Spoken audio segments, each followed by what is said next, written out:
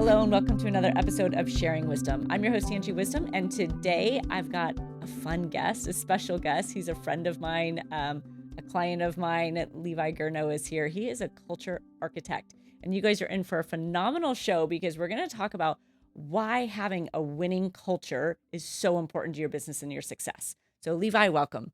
Thanks, Angie. It's awesome to be here. And I'm excited. Yeah, We're I'm going to really have a excited. great conversation. We are. Yes. Yes. Okay, so the first thing I thought of when having you on the show and talking about a winning culture is, man, culture kind of gets like shifted to the side a lot. Everyone always wants to focus on systems and processes and numbers, and it's all results oriented. And I feel like culture just doesn't come up until it's a problem. Yep. Yeah, that happens often. What I found is oftentimes people will bring me in when they're experiencing challenges. Mm, Could be high turnover. They call and they may not even know what's going on. They yeah. might just be like, hey, we're experiencing some challenges. And oftentimes it's pretty easy to get to the root of, we really have a culture problem, which stems from leadership. So really it's a leadership problem. Mm, But I think oftentimes you see, a lot of people who find themselves in executive roles or start companies, start them from, their experience, or they continue to get elevated to a higher role. And hmm so they just bring in what they know, and they never actually learned the importance of leadership, culture, et cetera. So Yeah. yeah. Well, it makes sense because I think, and you tell me if you agree or not, but I run across a lot of entrepreneurs or business owners, and it's not as if they've started the company with this passion or goal of being a leader. Yep. Most people, in fact, are like, I don't want to manage people. I didn't ever really want to be a leader, but they saw an opportunity or they were passionate about maybe a product that they have or a service that they have. Yeah. So it doesn't ever seem like that leadership component is really that primary driver. Yeah, no, absolutely. And I call it going from like entrepreneurial to purposeful Mm, is really what I talk about. When you're entrepreneurial, you kind of bootstrap your way.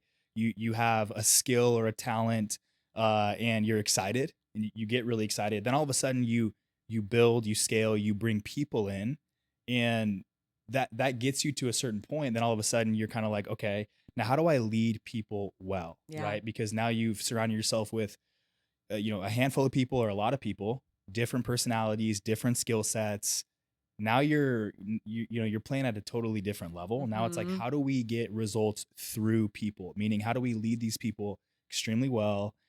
Which really is a skill in and of itself that Sure. people kind of bypass until they realize I really needed to develop as a leader. Hmm And that's really usually when I start to come in and I help people become aware of what they don't even know. And I Yeah. think that's a big piece of it, Yeah. right? Like you Yeah. don't know what you don't know. Yep. And so you don't know Absolutely. where to be fixing things. Yep.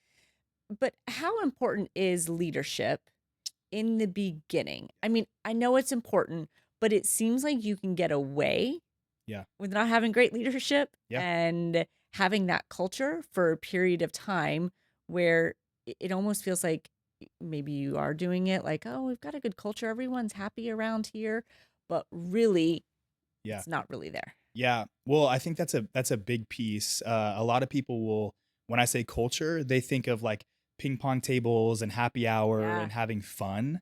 And fun I would say is an attribute of a winning culture. hmm But it's not a winning culture, right? And so when you ask how important is it, when I come in and work with organizations that have been around for a while, they have, call it 50 to 100 employees.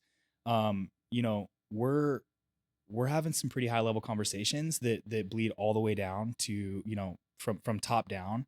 And what we realize is they haven't even really had the appropriate level of conversations with people when it comes to, you know, roles, responsibilities. People lack clarity.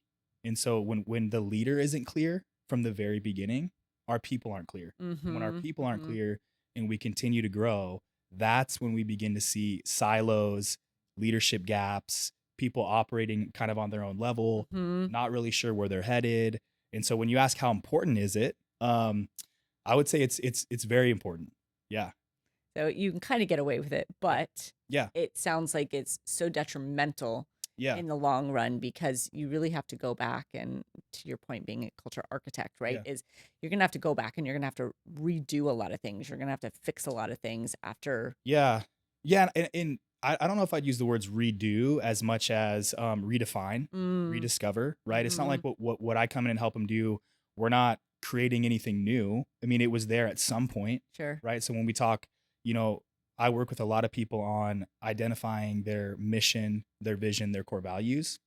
And what we find a lot of times is people just create those out of necessity. Like, well, I have a company, Right. so I need a mission. Of course, it needs to look good on my website. It needs to look good on a T-shirt. And we're not really talking about the same things, right? When I talk about mission, I'm talking about why do you exist? Like, what are you saying yes to Mm, when you show up here? Vision. Where are you headed? Right? Why is your community or why is the world better because you exist? And then what are our core values? How are we actually going to get there? What are we all going to say yes to on a daily basis? And so when we come in and we do those, uh, what I found is that people have been looking through the wrong lens for a long time. mm, They're looking at function, what they do, not why they do it. So mm-hmm. oftentimes we'll replace mission for function. And so instead of redoing things, I'm really helping them go back to that excitement, the initial excitement of why they began doing what they do, Right. why they started their company, what did they say yes to begin with? Because I truly believe that everybody has that. We just don't take the time to actually discover it and Sure. clearly communicate it. Right. That brings up something I really want to talk about, but Yeah. I got to back up even a little bit further than that. Okay. We got to come, and I'm going to tell you so you remember here, but Okay. we've got to come back to the piece about people working just to do a job, Yep. So I want to come back to that in a second, but let's back all the way up to winning culture, because you said that word. Yep. And for people listening, I want them to understand, like, okay, well, what even is that? So define that for me, what you consider to be a winning culture. Yeah. So, I mean, the cool thing about a winning culture is that can look different to whoever I'm talking to, but Mm-hmm. so the first thing we do is we have to define what does winning look like. However, there are clear components to a winning culture. A winning culture really is founded upon having a clear sense of purpose.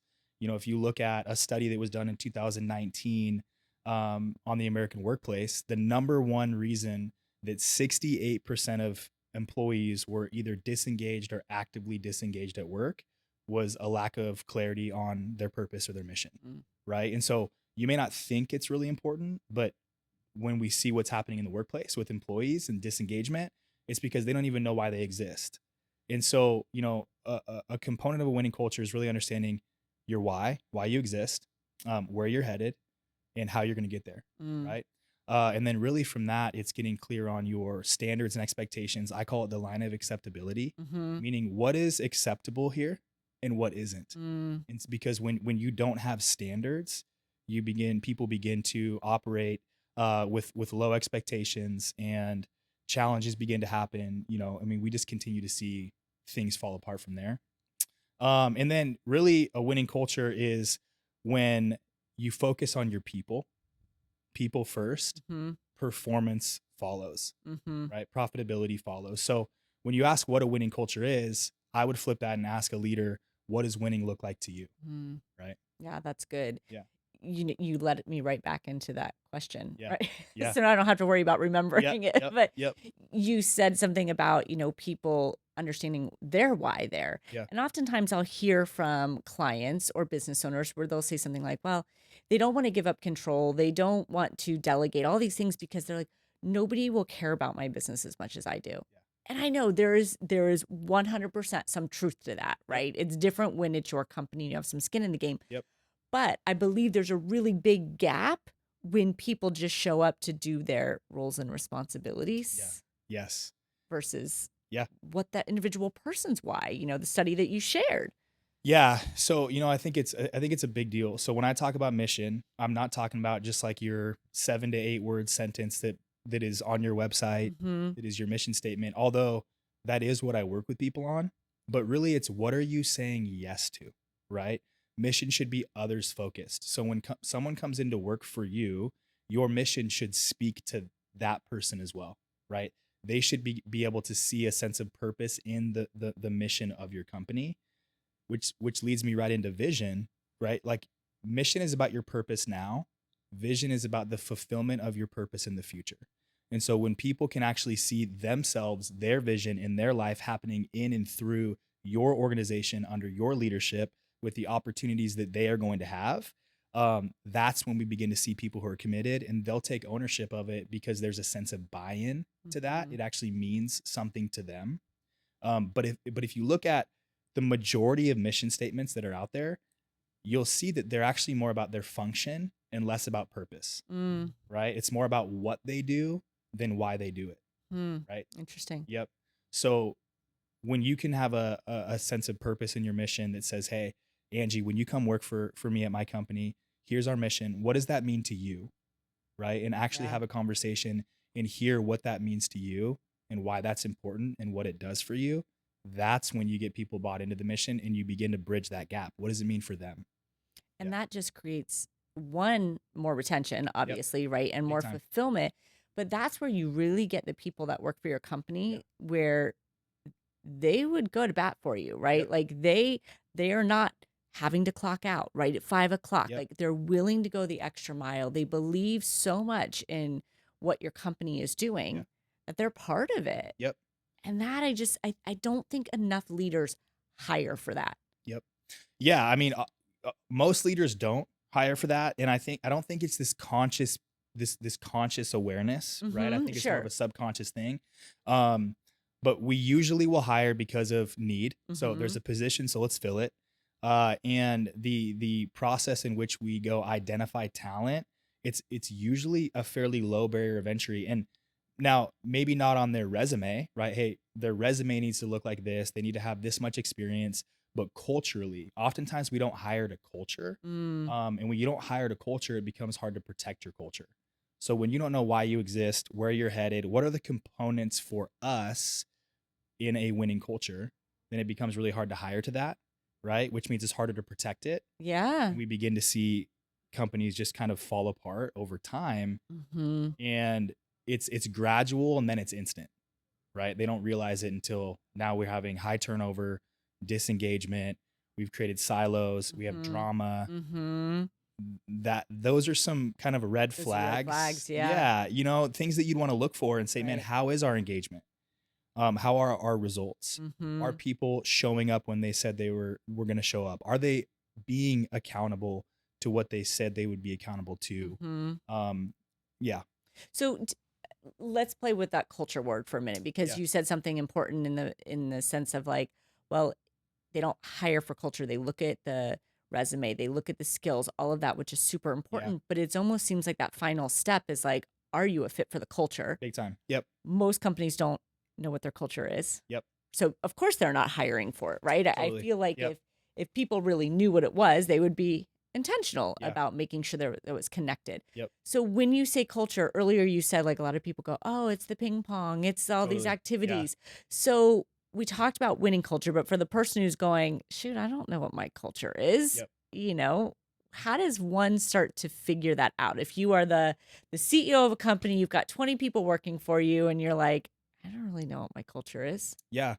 Yeah. So, there's a couple definitions of culture that I love. One is it's the attitude, the habits, the language in which you're like exist inside of your organization, right? Mhm, So, how do mhm. we act? It's our actions. How do we communicate? It's our behaviors. How do we behave? But really, my favorite definition of culture came from a lady inside of Keller Williams Realty that like Mhm. she's with them corporate. And she said, culture is what you tolerate. Mm. Culture is what you tolerate, meaning we can create this winning culture, which is, hey, how do we behave? How do we communicate? How do we treat each other? What are we saying yes to, etc. But really, it's what you tolerate as a leader because the result will be what you're willing to put up with and allow inside of your culture and allow to stay inside of your culture. Yeah. That will actually become what your culture is. Yeah. That's really good what you tolerate. Yeah. All of a sudden in my mind, I'm Yep. going through a whole lot of conversations with Yeah. business owners and, Yep. you know, I'm not big on tolerating, Yeah. Oh, yeah. obviously, Yep. but sometimes I don't think people realize what that toleration does. And the way you just shared it, it's not like, oh, tolerating, this one time when somebody was gossiping or tolerating this one time when, people were not very uplifting or empowering or something. it's really having a detrimental effect on Yep. the culture of the company. Yeah. And I'm guessing, and I mean, I know this, but it's from the leader, right? The leader's the one who has to set out and go, here's the actions, here's the habits, Yep. here's how I'm treating others, that really sets the tone for that culture. Yeah, I mean the leader will set the tone. I mean, there's a saying that says, "As the leader goes, so does the organization." Right. So Mm-hmm. that's why, for me, I only work with decision makers. I work Mm-hmm. I work with decision makers, founders, CEOs, whoever's in charge of creating or redirecting what they want to see inside the organization, because you have the ability to actually implement change Mm-hmm. and take the company in a specific direction. But if we really believe that as a leader goes, so does the organization, the leader has to get extremely clear on what they want their culture to look like. Sure. What is the result of a winning culture for you, right? What is the environment of a winning culture?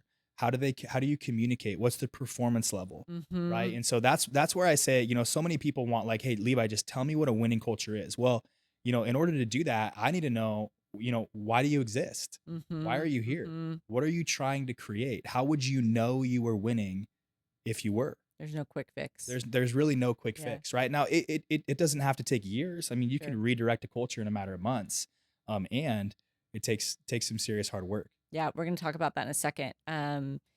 You said something a second ago that kind of made my ears perk up, though, and it's almost like the leader is demonstrating all of this. Yep. So the first word that popped up in my head was consistency. Yep. How important is that, for the leader who has built this company, Yeah. on his own, right? And it's growing, it's doing well, but Yep. for them to see those actions and everything on a consistent basis, because I'll throw out another side to you here Yep. and we'll just have a conversation around it. But I have a client, right? And he's like, well, I have to be in, I have to be the first one in, Yep. right? I've got to be the first one out. I don't necessarily believe in that Yeah. when you have built this company and you have, but in his mind, it's like, well, I'm the one who's demonstrating. If Yeah. I'm not in first and out last, then how am I going to set the tone? But I'm also going, well, wait a minute. That's also not why you built this Yep. company, so That's that right. you had to. That's right. So Yeah. tell me. Yeah.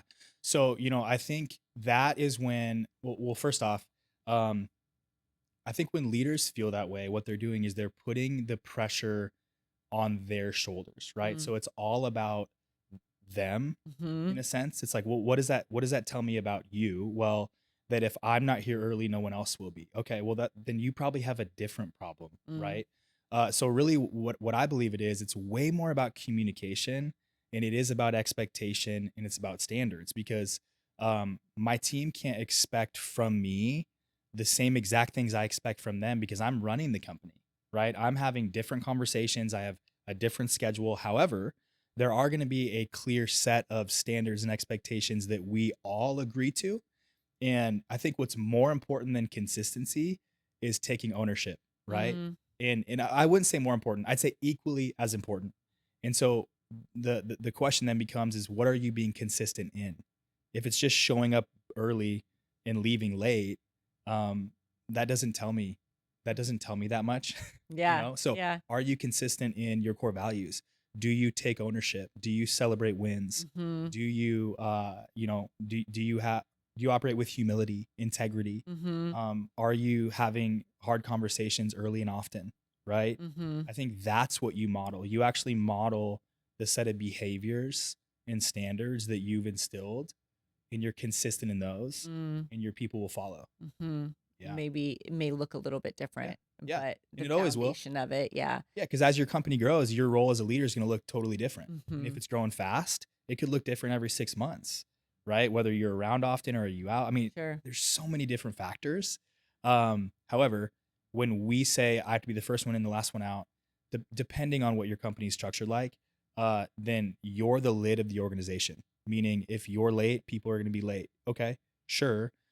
If a standard is showing up on time, then show up on time. Mm-hmm. Be consistent in Mm-hmm. that, because that's what you're asking everybody to do. Mm. But on time for Angie might not be on time for Levi. So what is on time? Right. How do we communicate that? So that brings up this whole kind of muddying the waters Yeah. of, expectations with leaders. And Yes. and I'm sure you've seen this. I've seen this with a lot of Yeah. clients where leaders are so grateful, like the business owners, right? Specifically, are so grateful for the people who have helped to get them where they are. That you ever see that where people almost shift too much, and I know this is going to sound bad, but almost shift over too much credit. Like, couldn't have done this without these people. And like, oh, they're everything. And they have over given, they have over valued to a Yeah. degree where some of those employees are feeling like I'm just as deserving as Yeah. everything that founder has, of everything the owner has, because they have been so inflated in kind of the credit. Does that make sense at all? Yeah. So let me gain some clarity. Are Yes. you talking the leader's been overinflated? Yeah. Yeah. Yeah. Versus the, and maybe some of the key employees, but just employees in general or the leaders have just been, yeah, given so much accommodation, Yeah. so much. And I know this, again, this sounds weird, but Nope. like gratitude of like, couldn't have done it without you. And yes, if I do it, then you do it. And like, we're in this together, where it almost puts like, say, that founder, that owner Yeah. level set with employees. Yeah. A couple things come to mind. There is this level of there's a tension that exists. And I think this is where you were going with Yeah. this. So redirect me if Yeah. Clean not. it up for me, because I Um know people are listening going, y- my gosh, do you not want to give people credit for yeah, what they've done? yeah, you want to give people credit. Absolutely. I think again, I'm going to keep going back to like the expectations, right? Like there's a level of standards and expectations that everybody is gonna that everybody's saying yes to on a Mm-hmm. company level. Mm-hmm. So I think you need to give credit when credit is due, but when you like overinflate people's egos, just like if leaders' egos get Yeah. overinflated, now all of a sudden we feel as though things aren't going to happen without me in the room, right? Mm. And we can actually create silos or Mm-hmm. like an unhealthy competition or people feeling like, well, I'm just as deserving as Levi, but Mm-hmm. they're not giving Angie the credit, they're giving Levi the credit. And it's like, I think as leaders, it's like, man, we have to celebrate wins as a team. We give credit when it's due, but we set a high level of expectation and standard for everybody. And so it doesn't become this, hey, because you showed up early, man, Angie, you get this, or you get the culture award because you like, we actually have to have a standard of like, this is just what's acceptable here. Mm-hmm. And this is what makes this such a winning environment. And I call it having like an interdependent team, Mm. right? It's like, it's not that the team's dependent upon me as a leader and I'm not dependent upon them as the team. We're actually all dependent upon each other, doing our jobs the right way and being held to a certain standard. And when that happens, you do give credit away, but it's not overinflating anyone's ego or Right. making someone feel less important. Everybody's important. Everybody's important, Yeah. right? Yeah. And I think that it kind of leads me to this, maybe a better way to say it is like an unhealthy relationship, Yes. right? Yes. Dynamic. Yes. So that's where I was going is there are, you see this often as well. It's like the leader versus friend Mm-hmm. conversation. It's like Yes. um that can be a tricky one, especially with a winning culture. And especially if the leader thinks that the winning culture is dependent upon them. The friendship or the. Yes. Like, do they like me? Mm-hmm. Right. Mm-hmm. So I call it having like a care and candor relationship. That's like the leader versus friend. Mm. I believe every healthy relationship, especially with a leader, an employee, or someone on a team, exists of both care and candor, right? Care values the person, candor values the person's potential. Mm. And when we can operate too much as friend, it's like we end up avoiding maybe having hard, difficult conversations, Mm-hmm. maybe holding people accountable to the standard of other people or what we say. And leaders find themselves in this all the time. I want to be liked. Yes. Why you'll be liked is because you operated with both care, you valued the person, you wanted to have fun, you cared about them, you were a friend to them at times, but you also led with candor, which values their potential, meaning I'm going to hold them accountable. I'm not going to treat them any different than I would treat anybody else. Mm-hmm. And you really have to balance between the two, which will look different, obviously, when you're talking about two different leaders. I mean, every leader has a different leadership style. Um, However, I see often leaders operating more as friends, Yeah. creating those silos. Now we've created division inside of our team, and we're actually not having the right conversations at the right time with the people we need to, Mm-hmm. because it's easier just to be their friend, Mm. right? Which makes you more of a passive leader than an accountable leader. And that makes me think about kids. I mean, you have kids. We Oh both yeah. have kids, Yep. right? And we all need structure Yep. and discipline, consequences, Yep. expectations, all of that. Yep. You know, people thrive in that. So I feel like when you don't give them that, it's robbing them of their full potential, of Yeah. them being able to really step into that position, the role to really Yeah. excel. Yep. Yeah, I heard a great quote by a former like coach and leader in my life years ago. He said, "To rescue someone from a struggle is to rob them of a victory." And I Mm-hmm. think oftentimes as leaders, we want to rescue people from struggles. I think it can be to prove that we're valuable, to feel needed, Yeah. right? There's validation that leaders seek in that, or because we have an inability to see people struggle. And so over time, like Yes. now again, without meaning to, I believe it's a well-intended heart or from just a kind of a lack of awareness.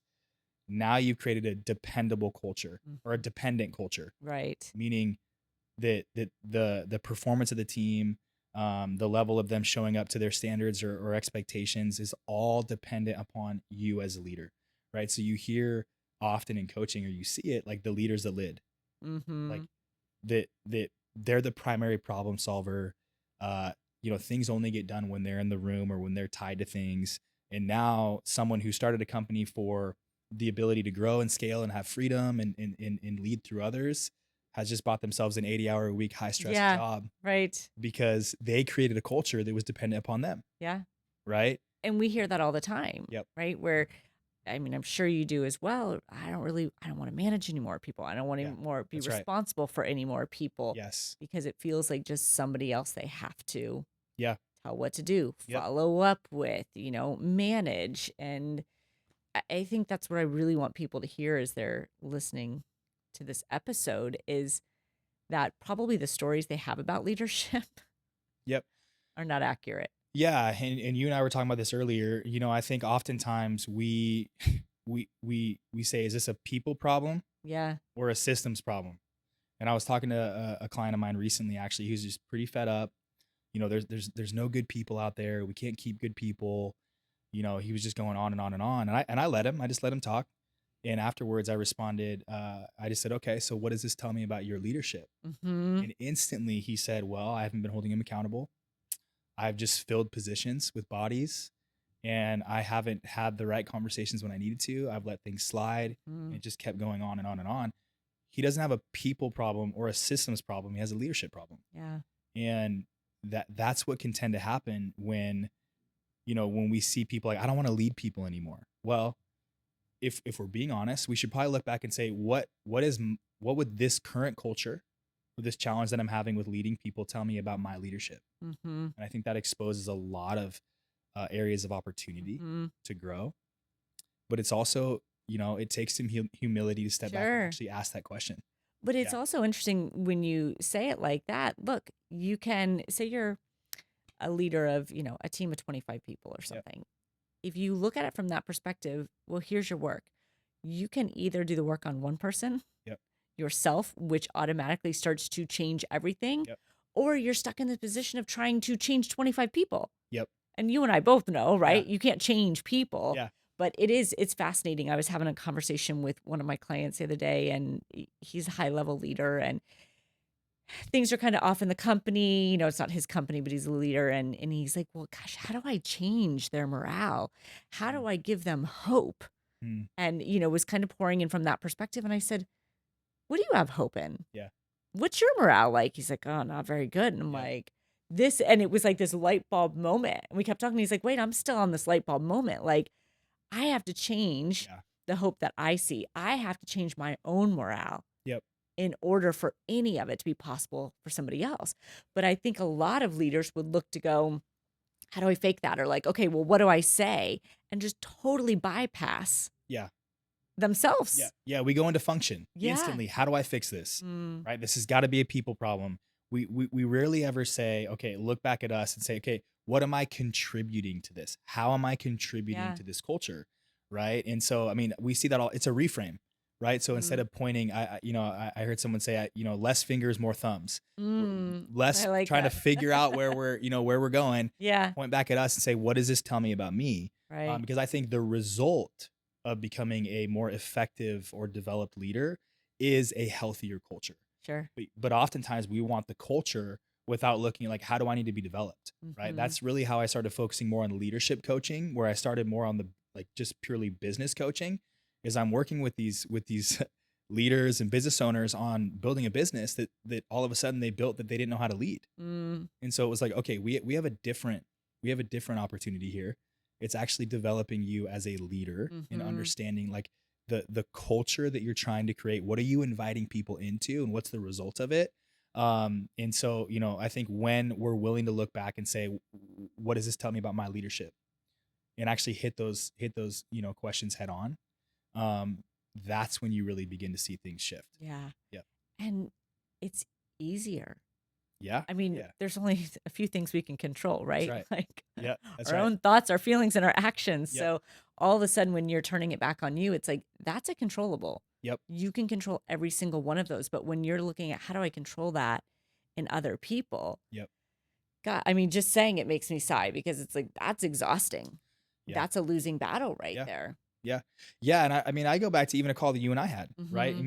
mean, when I was processing through some things, and I remember you saying like, okay, so it sounds like you're putting the pressure on your shoulders as a coach, the results on your shoulders, Right. and you're trying to fix other people's problems. What if you were just to shift that and just show up within what you can control, in what you know, and Mm-hmm. in the second you focus back on you into what you can control, everything just gets alleviated. It Yeah. alleviates. It doesn't mean it's fixed right away, but it really sets the tone and trajectory for where you're headed. And whether it's in coaching, it's in leading, it doesn't matter. When you put the weight of all like everybody else's problems on your shoulders, and you're trying Mm-hmm. to fix them without saying, how can I change? How can I mean, it sounds cheesy, but be the change that I want to see. Well, Yeah. that causes you to really look internally and say, man, where do I need to develop? Mm-hmm. Right. Yeah. And that's, well, I geek out about that, but I think that's the fun work, Totally. right? Yeah. That's it. Yeah. Yeah. Yeah. And that's what you help me with. It's what you help so many high level leaders with.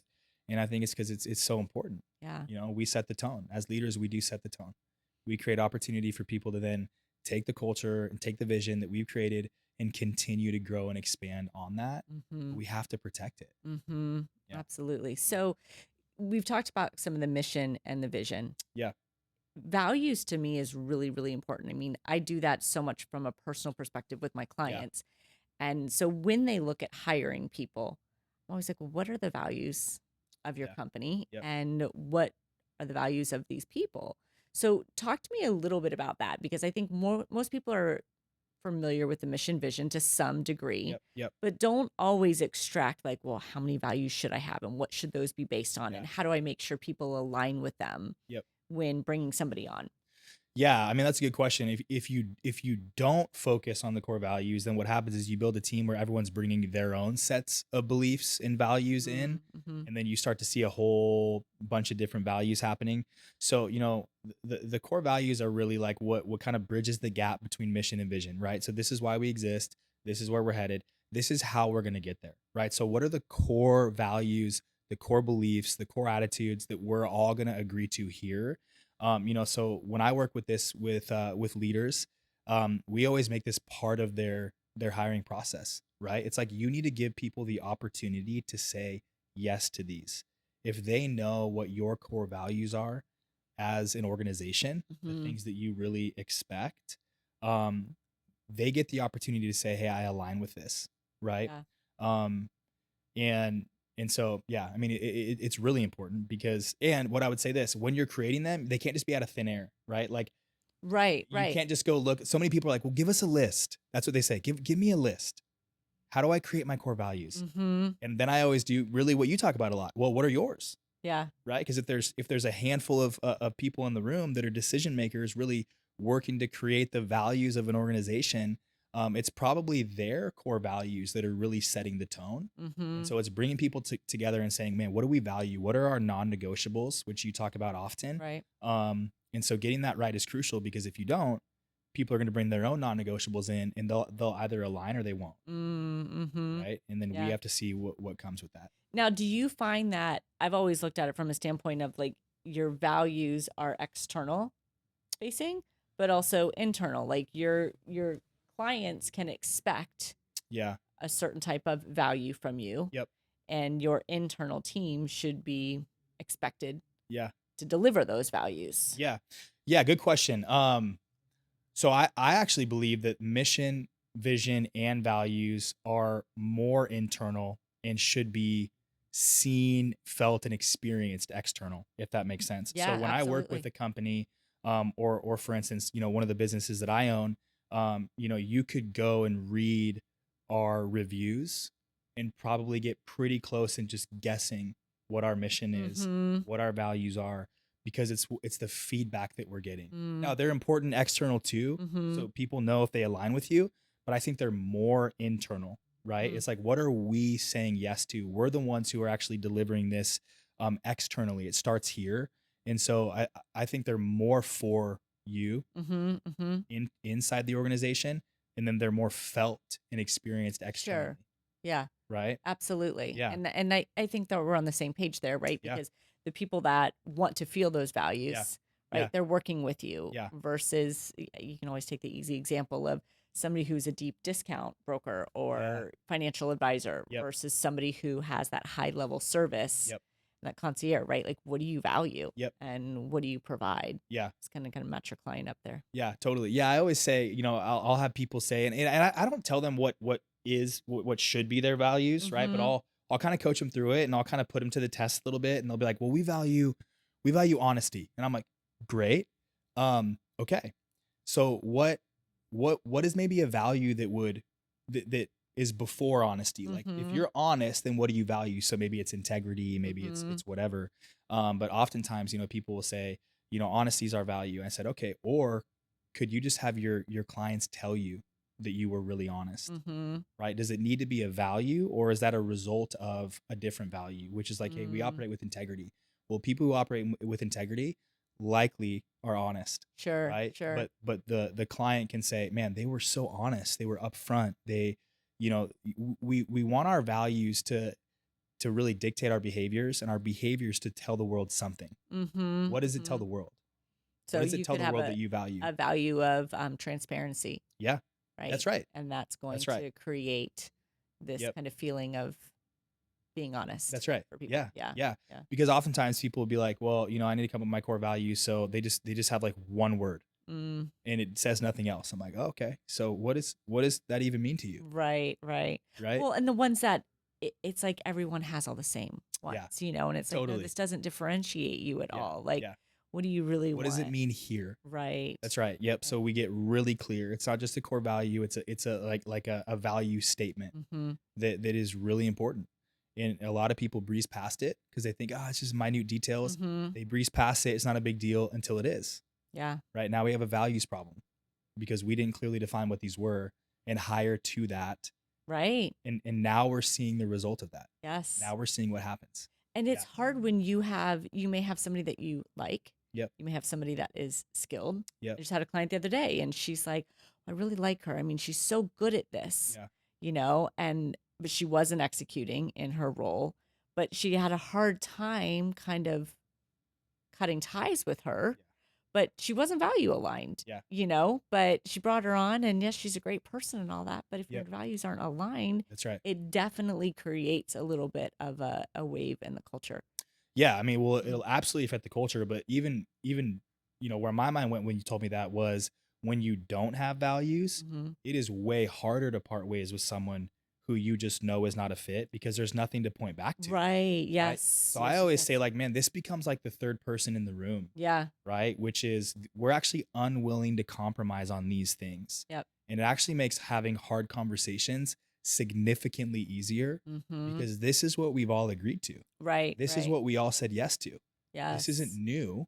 And so, and it allows you to point back to, hey, one of our core values is taking ownership. Mm-hmm. Mm-hmm. And, when this happened, I noticed you blaming a lot of people.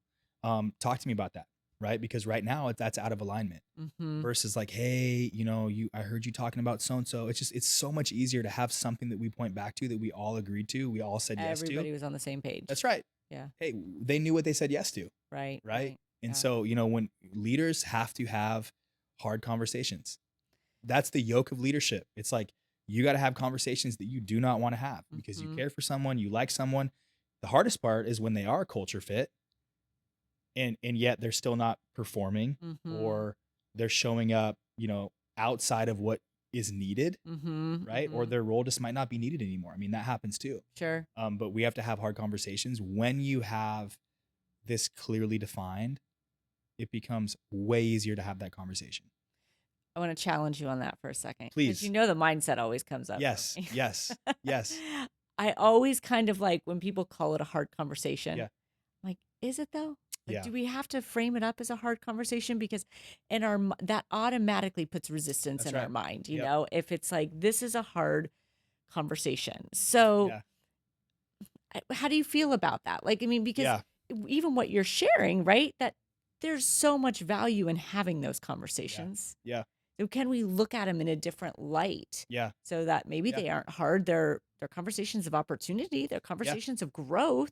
Yep. Is there a reframe in there that's suitable for leaders to not want to like push back and go, I don't really want to have a hard conversation. Who wants to do that? Yeah. Yeah, totally. So the way I would usually describe it is, hey, we have to embrace healthy conflict. Mm, But even that, right? Conflict hmm can have a Yeah, negative connotation sure. similar to hard. And so it's Mhm. reframing what is conflict. Right? So let me ask you, what is conflict? What do you think of when I say conflict? A difference of opinions or beliefs. Yep. And I agree with you. Oftentimes though, when we would say the word conflict, people would have Fighting, arguing. a 1,000%. Like I'll ask a room, hey, how many of you have a negative connotation with the word conflict? It's like 8 out of 10, Right, right. right? But I use this analogy of the beach ball, right? So it's like, hey, Angie, I have a beach ball. What color do you see right now? Right? Yeah. In what color do you see? Right. There's blue. Yep, there's blue. Okay, so I see yellow. Help me see blue, and I'll help you see yellow. Mm, Right? Like that's conflict. yes. So to answer your question, there's absolutely a reframe. Um, you know, why I will I will still call it a hard conversation is because leadership is hard. It Yeah. is hard, right? And I think it's hard is good. Hard Mm-hmm. doesn't mean bad, but you are right. Sometimes leaders are like, I just don't want to have a hard conversation, and so there probably is a reframe there. Yeah. Absolutely. Yeah. Um, But it's still we still need to talk about it, right? yeah, And I think yeah, maybe you can even still call it hard, but we have to understand that what does hard kind of bring up for you? yeah, Does yep, hard bring up resistance or does hard bring up opportunity yeah, or growth, something like that? I mean, there's all sorts of 75 hard, yeah. right? I That's mean, right. there's all Yeah, sorts of things that we yeah, do, and they even say, I think Huberman had a podcast on it or something. It was like when we do things that are hard that we don't want to do, we yeah, actually activate a portion of our yeah, brain that yeah, increases longevity, yeah. something like that. Well, So, and that's why the importance of like every leader needs a coach, right? Like someone like you, for instance, can help people reframe often in real mm-hmm, time. You can mm-hmm, acknowledge what they're thinking, what they might be subconsciously believing, right, and reframe it, yeah, right? Because for me, I run towards hard, right? If there's not a challenge, I get bored. I'm like, okay, what are we doing? But other right, people run away from hard, and right, so but bottom line is, um, this level of conversation is going to happen and is needed mm-hmm, if you're a leader. It just is. mm-hmm, Whether it's with a partner, with an employee, with a client, like that's the yoke of leadership, right, right? right. And so, that's a core value at one of the companies that I own is embrace healthy conflict. And then we actually talk about what that is, right? And I want to take you somewhere else real quick, but then I want to come back to Yeah. because I think that is so crucial for people conversation avoidance. And I Yes. want you to share. Hopefully, you'll be able to give us some tips Yes. on how people can have those conversations. Yeah. But before we even do that, I want to kind of get a little bit of clarity. We've talked about red flags earlier, but I want people really listening because we're throwing stuff all over the Yep. place here. Yep. I want them to kind of dial in and know if they potentially have a culture or leadership problem. So Yeah. give me the red flags back again. I want people going, if this is happening, I probably need to do a Yeah. little leadership work right now. Yeah. I mean, I would say high turnover. Okay. High turnover is one. Like, Yep. high turnover is probably the biggest. Mm-hmm. One that's a little bit harder to see right away, but if you really focus on it, Mm-hmm. which would be a lack of engagement or a lack of clarity, Okay. right? Are people actually engaged? Are Mm-hmm. employees engaged? Are they showing up on time? Are they participating, or are they Mm-hmm. just kind of going through the motions? Which, if we look, we can actually see. and the results will actually follow. Mm, Lack of clarity. Are they actually clear on what's expected? Or are we having the same conversation over and over and over and over again? And then really, are there silos that exist inside of our organization? Is there drama? Is there unnecessary conflict? mhm, Right? mhm. Gossip. Gossip is a major red flag. If that's Ah, happening and we're allowing it to happen, or worse, we're a leader that's contributing to it, you have a culture problem. Big time. Big time. okay, all Yep. right. Absolutely. So we know that those are red flags. If anyone's listening, it's like you're Yep. seeing something. All right. Yep. Self-awareness Yep. 101. That's right. That's Okay. right. So you notice there's a problem there. And let's kind of skip to maybe you do some discovery and you figure out what some of that is. Yeah. Then you realize, okay, I've got to have one of these conversations. I've got to talk Yes. to so and so about the gossiping or about the misalignment about you, whatever it may Yep. be, address Yep. the turnover. How can people approach these conversations in an easier light? Yeah. Well, I mean, first off, if you go back to the care and candor conversation, I believe if it's hard for you to have this conversation, it's because you care. I mean, I Mm-hmm. believe that, Okay. or you don't want to hurt someone's feelings. So I Mm-hmm. think if you understand that the healthy relationship is both care, I value that person, in candor, I value their potential, Mm-hmm. then I think it actually holds your feet to the fire. I need to have this conversation. If I Mm-hmm. actually care about this person, then I need to. So that's kind of the mindset around it. How to do it? I always say a couple things. One, lead with permission, right? So it's easy, or it's not easy. Um, it's easy to kind of just get right into it, right? Like, Yes. hey, I need to have a Rip hard off the conversation. band-aid. That's right. That's right. I'm like, let's not rip off the band-aid. Let's just make it a normal conversation, right? So leading with permission. Hey, Angie, I've noticed a few things that I wanted to bring to your attention. Um, do I have your permission to kind of bring up a couple things that I've noticed that might be out of alignment with our culture, Mm-hmm. right? And you say, yes, great. I just led with permission. If needed, take ownership right away. Get on their level. Hey, I acknowledge that I probably should have had this conversation earlier and I didn't. That's on me. Mm-hmm. Mm-hmm. I need to have it now though. Do I have your permission to have that conversation? Yes, great. Um, and then continue telling them what you observe, but go about it with curiosity, right? Like lead with curiosity. Like, hey, tell me about that. What is behind that? What is going on? Okay, what could this be telling me, Mm-hmm. right? And then really it becomes less about you telling and more you asking and Mm-hmm. helping them self-discover, oh, okay, I am outside of culture. Or you as a leader, you may realize something that you had no idea. Mm. Hey, I'm really struggling here. This is happening. And we begin to actually find what the root cause of whatever the problem is, and then we can form a solution together. Mm. Right? Now that is a conversation when someone's outside of culture. Um, if you have to let somebody go, you're probably not going to coach them to that. Like, Right. hey, Right. what do you think? You think you're needed? Like Yeah. you're not going to do that. However, I still think it's appropriate to lead with permission. Hey, Angie, I need to have a conversation that may be hard. Do I have permission to have that conversation with you right now? Mm-hmm. Right. Mm-hmm. Now again, you run the risk of them saying no. Well, we need to have it anyways.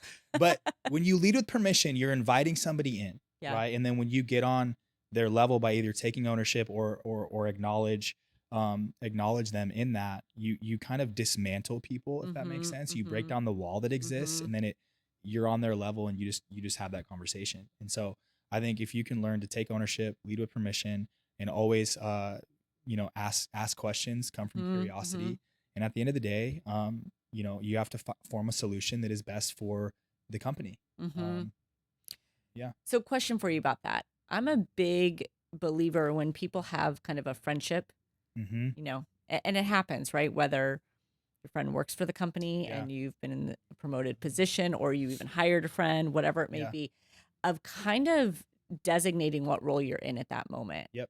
I'm curious how you feel about that. What that might look like, you know, I know we're friends. I know that, we spend time together outside of work, but in this moment, Yep. I need to have a conversation Yeah. from a leadership role or the Yep. CEO role, whatever it may be. Yeah. So yeah, especially if you're friends, I call that putting on a certain hat. Mm-hmm. Right? So it's the same thing, what role you're in. But hey, I know we're friends. I know that I'm also a mentor, but I actually need to wear my leader hat right now, my boss hat. I need to Mm-hmm. have a hard conversation with you, Mm-hmm. right? Establishing that I think is appropriate. I can tend to do that with leaders in my life. It's going Mm-hmm. to be a hard conversation for me to approach them. Mm. Hey, I was a pastor about 10 years ago, and I remember needing to have a hard conversation with the lead pastor, who was also one of my best friends and was also one of my biggest mentors. And I remember I went to him, I said, "Hey, I don't want your boss hat, and I don't want your mentor hat. I want your friend hat." And I Mm. just had to ask that. And when he said yes, boom, conversation was easy. It Right. was easy Right. to have, right? So I think the flip side is the same. If we can just appropriately, designate what hat am I wearing, what role am I in right now, um, you can still care for the person, you can still be Yeah. their friend, but we have to have a hard conversation. Mm. Now, I will say this: in creating a winning culture, uh, I'll work with leaders often. Sometimes it goes all the way down to onboarding. Hey, how are we going to onboard somebody, or how are we going to recruit or hire to this, Mm-hmm. this environment, this culture that we've created? A question that I will coach people to ask, and that I ask in the companies that I own in like the interview process is, when we need to have a hard conversation, how would you like to have that? Mm. And I have them tell me, right? Right away, in private. Fantastic. Great. Um, when you need to have a hard conversation with me, how can I expect that you will approach me? So I'm Interesting. setting like the tone. We're going to have them. Now the Mm-hmm. level of hard is, Sure. who knows? But when you work with someone and you're with them on a daily basis and you're growing and you're leading, and you're going to have difference of opinion, or we might not show up our best someday, and so we have to have Mm-hmm. those. So I think it's asking someone beforehand, how can I approach you? Yeah, that's great. So when you approach them that way, you've already had this conversation. I didn't catch them off guard. Yeah. They're like, oh man, They, I know where that's this I know yeah, where this is that's right. going. That's right. Hey, can you Shoot. come in here and close the door? Okay. Yeah. Yeah. I remember I Yeah. asked for Yeah. this. That's right.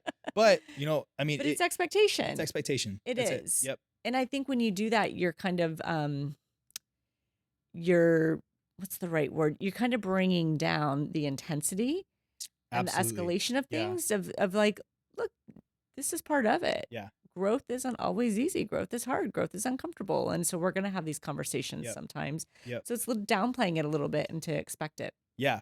Yeah. And you're also saying that, hey, likely Yeah, there will be times sure. where we have a difference of opinion, or I need to come to you for any certain reason, and it could be hard. Right, right. Right. So they're not like, what? I thought it was just gonna be fun forever.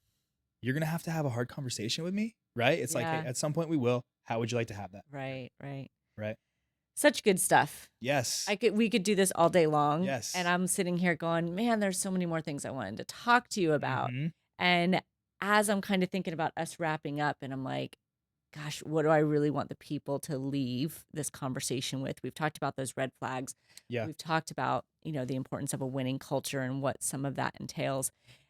And I think what my mind goes to, what my heart goes to, is the heart Yeah. of a leader, because as you even just kind of brought up, and I take for granted that we have a relationship, and Yeah. I know so much about you. Sometimes I Yeah. don't put it all out there, but like, you have a heart for that. Mm. As you said, are a pastor. Yep. You have led teams, Yep. and not every leader has a heart for leading. Yeah. And that's a real thing. Yep. And so I feel like you can make it easy because you truly have a heart for it. Like, you Yeah. care about people. So I don't know what I'm looking for from you, but like, for the people who are like, I don't necessarily have that same heart. I don't have Yeah. that same sensitivity. This wasn't why I got into it. Yep. How do you tap into that care?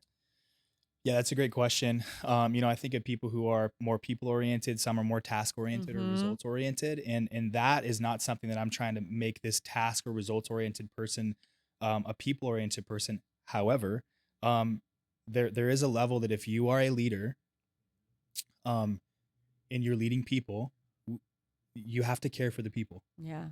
And so it's figuring out, how do we continue to keep a leader aligned in how they're wired in their gifting while still caring for their people. And Mm. so whether that's finding someone they can partner with or bring on inside their organization, create some verticality that is focused on the people, right? Or really it goes down to skill set, right? In helping people develop a skill that they might not feel it here, Yeah. but they know it's important. Sure. And so they're committed to that.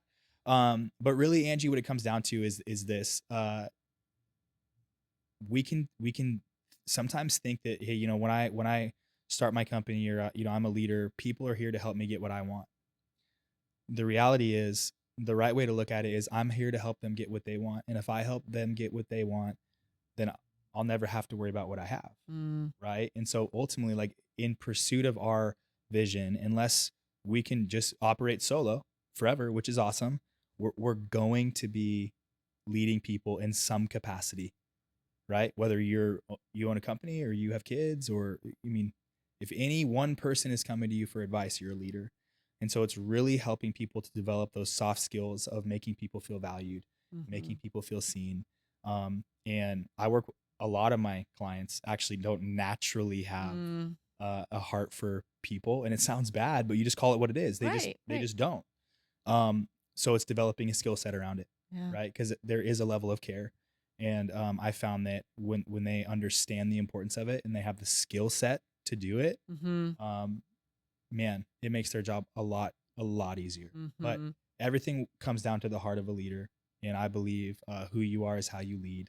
And so the most important thing that you need to do is make sure that you have a sense of mission and vision and values, and that we lead with good intentions, and we surround ourselves with people that we care about, right, to whatever level, and making sure that you're taking care of yourself first, right? It's something that is a non-negotiable for you, which I love, is that it's alone time. It's you time, because who you are is how you lead, and how you lead will determine, the culture you create, the results that you get, and the life that you live. Well said. I think you just wrapped us up with that. Come on. It's a mic drop right there. Come on. Yeah. You said something, I'm like, trying to catch it. Who you are is how you lead. Is how you lead. Yeah. Yeah. There was a leader that I really admire that I heard her say that one time, and I was like, man, that is a big deal. Right. And so always making sure that I'm good. Yeah. It's a big deal. Yeah. It's a big deal. It always comes back to. That's right. The heart of a leader. Yeah. The heart of a leader. Love it. Well, this has been huge. I think there's so many good pieces that you put in here, and there's so much more that people could learn. And I love the mission that you're on, changing companies from the heart, from leadership, and truly architecting like better places for people to work and be a part of. Is exciting work. So thank you for being here and sharing. Thank you for having me. This is fun. Absolutely. And for people that want to follow you, your website, Levi Gurno, it'll all be in the show notes. Instagram's a great place. Instagram, LinkedIn, website. Yeah. And soon to be a book. Soon to be a book. Yes. In the process, I'm probably 2/3 of the way done writing my book. So it'll be out sometime this year. That is going to be a book for all leaders. Yes. Can't wait to get my hands on it. Yep. I'm excited. Awesome. Thanks for being here, Levi. Thanks, Angie. Thanks for tuning in to another episode of Sharing Wisdom. If you know somebody who's in that leadership position, who needs a little bit of insight, who needs a little bit of that winning culture formula, send them this episode and follow Levi. Have a good day.